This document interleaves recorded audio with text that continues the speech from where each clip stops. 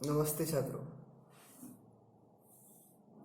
आज हम कक्षा 9वीं विषय हिंदी पहली कविता चांदनी रात, जो हिंदी के महान कवि मैथिली शरण गुप्त द्वारा लिखित है। मैथिली शरण गुप्त हिंदी के बहुत बड़े साहित्यिक हैं, जिनका जन्म 3 अगस्त 1886 को चिरगांव में हुआ, जो उत्तर प्रदेश में झांसी के पास है, और मृत्यु 12 दिसंबर 1964 को। मैथिली शरण गुप्त राष्ट्रीय भावनाओं के कवि हैं। इन्होंने अपना समग्र लेखन खड़ी बोली हिंदी में किया है। इनकी रचनाओं में मानवीय संवेदनाओं, विशेषता नारी के प्रति करुणा की भावना ओतप्रोत दिखाई देती है। इनकी प्रमुख कृतियां साकेत, जो महाकाव्य है, यशोधरा, जयद्रथ वध, पंचवटी, भारत भारती आदि खंड काव्य है।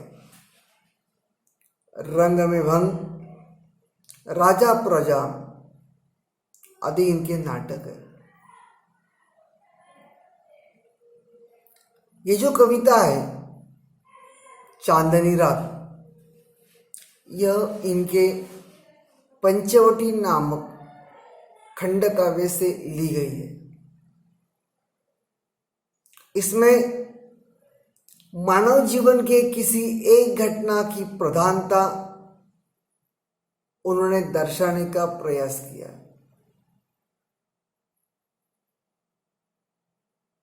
प्रकृति की छटा का सुंदर रूप बड़े ही माधुर्य के साथ इस काव्य में अभिव्यंजित हुआ है, दिखाई पड़ता है।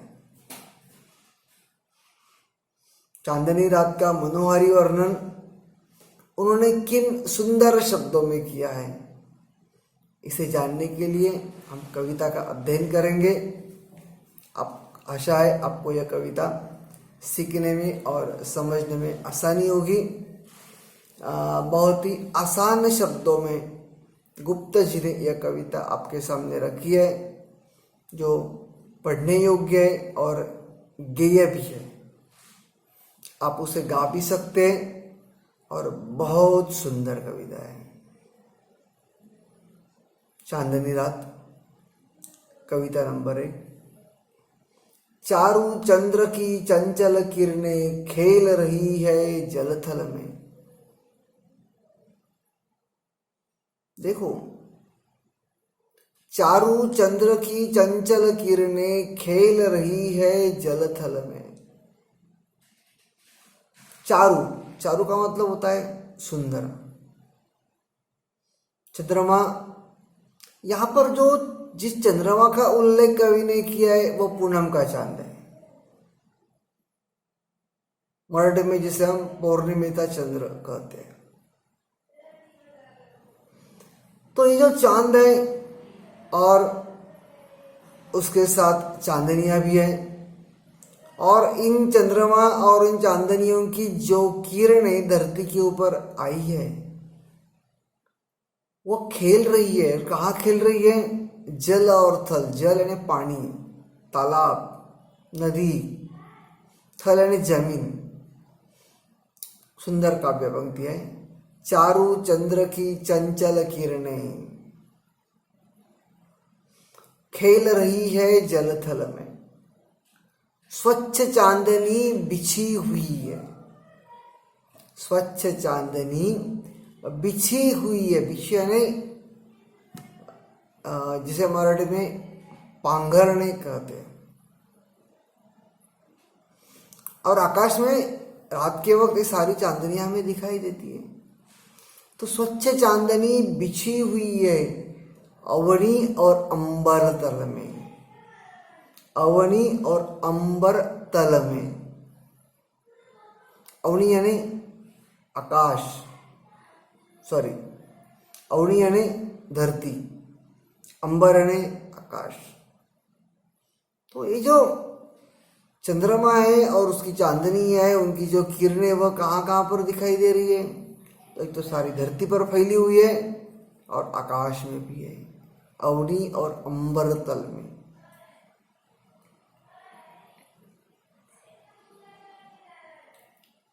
अवनी का यहाँ पर एक दूसरा मथितार्थ व्यक्त होता है, वह समंत वस्तुता तल जिस पर मनुष्य रहता है उसे अवनी कहते हैं, धरती। दूसरा पैराग्राफ है, फुलक प्रकट करती है धरती, फुलक प्रकट करती है धरती हरित तृणों की नोकों से। बहुत सुंदर उपमा दी गई। हरित तृणों की नोक, नोक यानी जिसे हम घास कहते हैं, जो धरती के ऊपर जब आती है और हवा का झोंका आता है तो इधर उधर वह डोलती है, तो उसका कुछ रात के वक्त कैसा मनोहारी दृश्य होता है वह दिखाने का प्रयास किया है। पुलक प्रकट करती है धरती, पुलक का मतलब होता है रोमांच, खुशी, प्रकट ने व्यक्त करना। पुलक प्रकट करती है धरती हरित तृणों की नोकों से। तो ये जो धरती के ये जो घास के जो टोक है वैसे झूम रहे हैं, तो मान लो धरती अपना आनंद व्यक्त कर रही है। पुलक प्रकट करती है धरती, धरती अपना आनंद व्यक्त करती है। उन ये जो घास के जो ऊपर वाले टोक है वो जो झूम रहे हैं, तो उससे ऐसा महसूस होता है। पुलक प्रकट करती है धरती हरित तृणों की नोकों से, मानो झूम रहे हैं तरुभी, तरु है वृक्ष, मानो झूम रहे हैं तरुभी मंद पवन के झोंकों से। जो रात के वक्त हवा या वारा या पवन जो बहता है और उसकी वजह से, बहने की वजह से जो पेड़ पौधे हिल रहे हैं, उससे भी इस धरती का जो माहौल है उसे बदलाव लाने में बहुत बड़ी मदद की है।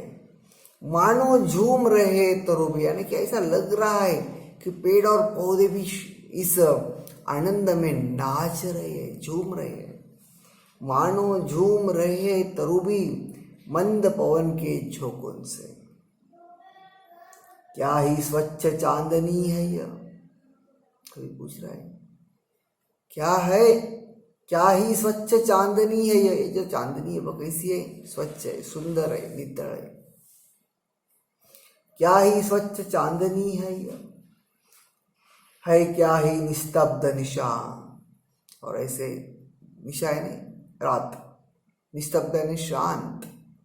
तो ऐसे शांत माहौल में ये जो चांदनी है वह कैसी है? तो स्वच्छ है। उसमें उसकी ओर देखकर ऐसा कभी नहीं होता है कि हम चंद्रमा की ओर देखते तो हमें दुख का अनुभव होता है, शीतलता का अनुभव होता है। दुख का अनुभव नहीं होता है, शीतलता का, प्रेम का अनुभव होता है। हम चंद्रमा की ओर आसानी से देख लेते हैं और कहीं पर भी हमें दिक्कत नहीं आती है, लेकिन हम सूरज की ओर नहीं देख पाते। यही दोनों का अंतर है जो यहाँ पर कुछ हद तक व्यक्त करने का कवि ने प्रयास किया है। क्या ही स्वच्छ चांदनी है यह, है क्या ही निस्तब्ध निशा, है स्वच्छंद सुमंद गंधव। जो हवा बह रही है और जो फूल है उनसे जो एक जिसे हम कहते हैं कि सुगंध जो बहती है स्वच्छंद सुमंद गंधव। सुमंद यानी मनमाने ढंग से काम करने वाला,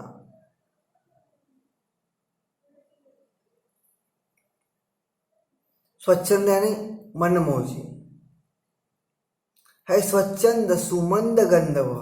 यानी कि जो रात के वक्त जो धरती से या फिर पेड़ पौधों से, फूलों से जो गंध आती है और हवा के झोंकों के साथ वह गंध भी इधर उधर जो दौड़ती है, उससे एक वातावरण में पवित्रता, शीतलता और एक अलग प्रकार का वातावरण निर्माण होने में जो सहायता मिलती है, उसका वर्णन यहाँ पर कवि ने किया। और ऐसे सुंदर वातावरण में निरानंद है कौन दिशा, निरानंद यानी उदास, निराश। और ऐसे सुंदर वातावरण में कौन निराश हो सकता है, कौन उदास हो सकता है? निरानंद है कौन दिशा। इसलिए वाक्य देखो, है स्वच्छंद सुमंद गंधव, निरानंद है कौन दिशा। बंद नहीं अब भी चलते हैं, बंद नहीं अब भी चलते हैं नियति नटी के कार्यकलाप। यानी कि जो धरती का, इस निसर्ग का, इस पर्यावरण का जो कार्य है वो कतई कहीं पर भी रुका हुआ नहीं है, वह अपनी गति से, अपनी रफ्तार से चल रहा है। बंद नहीं अब भी चलते हैं नियति नटी के कार्यकलाप।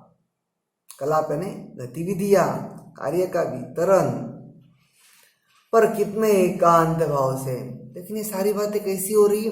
बिल्कुल शांति से, कितने शांत और चुपचाप, कहीं पर भी जिसे हम कहते कि शांति के लिए भंग करने वाली बात यहाँ पर कहीं पर भी दिखाई नहीं देती है। बिखेर देती वसुंधरा, बिखेरना है इधर उधर फैलाना, है बिखेर देती वसुंधरा, वसुंधरा ने जमीन, धरती, मोती सबके सोने पर।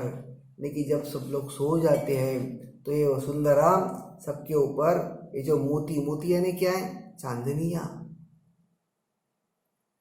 तो है बिखेर देती वसुंधरा मोती सबके सोने पर, सब लोग सो जाते हैं और जिनके ऊपर ये मोतियों को डाल दिया गया है। यानी कि रात को आने वाली सारी चांदनियां मानो मोती है।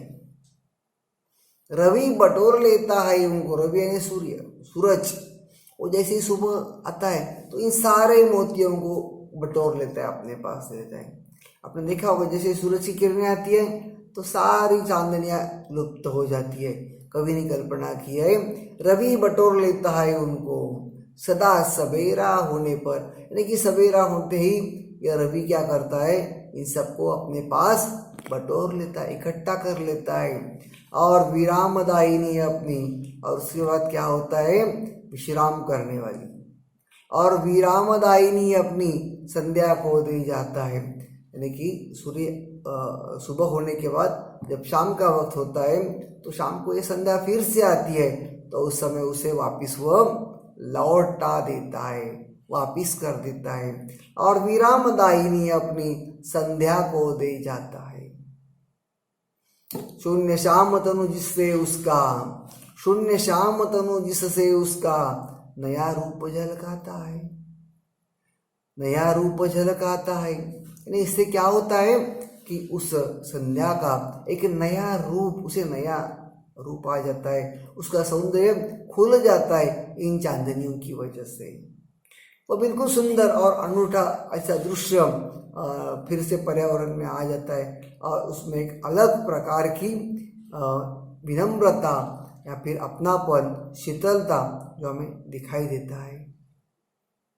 पंचवटी की छाया में, पंचवटी की छाया में सुंदर पर्ण कुटीर बना। और ऐसी इस माहौल में जो पंचवटी है, पंचवटी ने 5 पौधे जिसमें अशोक, पीपल, बेल, वट और पाकड़, इन 5 पौधों की छाया में एक सुंदर ऐसी कुटीर, कुटीर यानी झोपड़ी, पत्तों से बनाई गई ऐसी एक सुंदर झोपड़ी, कुटिया बनाई गई है। पंचवटी की छाया में सुंदर पर्ण कुटीर बना, उसके सम्मुख स्वच्छ शिला पर, और उसके सम्मुख जो एक शिला है, शिला का मतलब क्या होता है?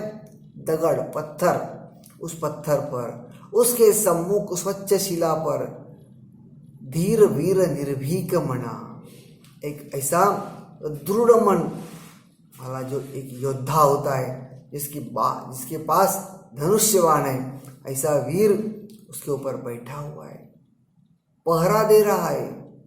उसके सम्मुख स्वच्छ शिला पर धीर वीर निर्भीक मना, जाग रहा यह कौन धनुर।